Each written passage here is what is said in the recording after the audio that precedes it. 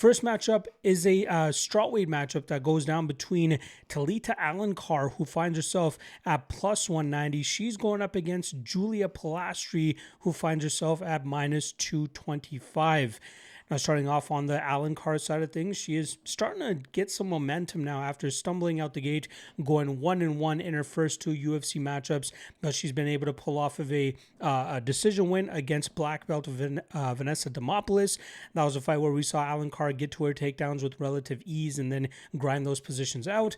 And then last time around, she was able to sink in a third round submission win over Ariane Carnelossi. Any matchup that seemed kind of close, but it was poor fight IQ from Carnelossi that allowed Alencar to get the positions she needed to eventually find that late finish. Now, in that first round, I thought it was relatively competitive and possibly with Carnelossi actually getting a leg up there, but with about 30 seconds left, she ended up getting taken down, and Alencar was able to separate herself in that matchup with good elbows and ground and pound as that first round came to an end. In the second round, we saw Carnelossi engage a little bit too much in the grappling. I have no idea why. She's a BJJ black belt as well, so maybe she wanted to prove something to Alencar, but that eventually got her kneed very badly in the Muay Thai clinch, and then Alencar was able to get some solid control to end out the rest of that round. And then in the third round, it was a lot easier to Alencar to counter one of the kicks of Carnelossi, drag her to the ground from there, and then eventually get that back position to get a rear naked choke. Alencar is a high-level BJJ black belt that joined the UFC a little bit too late, although it was a little bit late for her to join the pro MMA game, and I think she's taken, the route that Bia Mesquita and all these other BJJ black belts are trying to take because they got the amount of money they could possibly get out of BJJ already. The only other lucrative path for them would be in the UFC to utilize those BJJ skills, and that's what Alencar is looking to implement. Shaky gas tank if she can't control the pace with her grappling. Her striking, very wild and chaotic, more so to create a little bit of chaos so she can get to her takedowns, and that's often how she finds herself getting to dominant positions. But, if you go the Stephanie Luciano route and look to just pick Alencar apart from distance and showcase good takedown defense, that's where Alencar will struggle, and I think as she continues this winning streak, she'll run into a fighter that's going to, not be as poor fight IQ as Ariane Carnelossi, and we'll see them stick and move well against Alencar to keep her from getting to her game.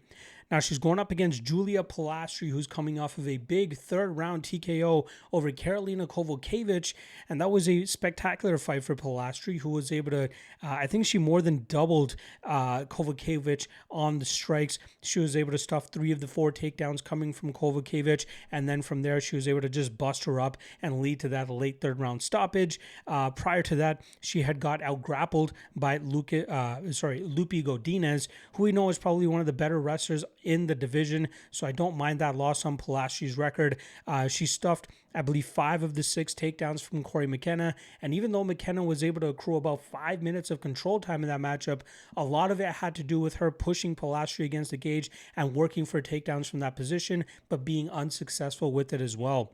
Polastri at her best is a good Muay Thai specialist who has a decent grappling background as well, but I don't think that's a preferred method for her to attack fights with her grappling unless she finds herself with a legitimate advantage there, just as she did in her Contender Series matchup against Patricia Alujas. More often than not, you're going to see her stick and move, utilize kicks, utilize her striking and volume, and that will often end up getting her a hand raised. She trains alongside her husband, so it's kind of a nomadic training regimen that they normally bring, going to Vegas, going to these other places, and I think it's worked out for her so far pretty well, and I think we're going to see her continue to muster up that success. Now, she's going up against Talita Alencar. I believe, obvious grappler versus striker matchup here. Alencar is going to be looking to commit to some chaos to try to catch Polastri off guard and eventually get her to the ground.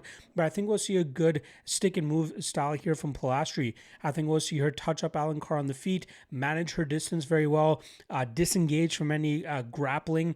I think that we'll see maybe certain instances of Polastri looking to implement her Muay Thai clinch to really land some nasty elbows and knees to Alencar to try to slow her down, but I would also love to see Polastri utilize good calf kicks to really get that sting off of Alencar's chaotic nature.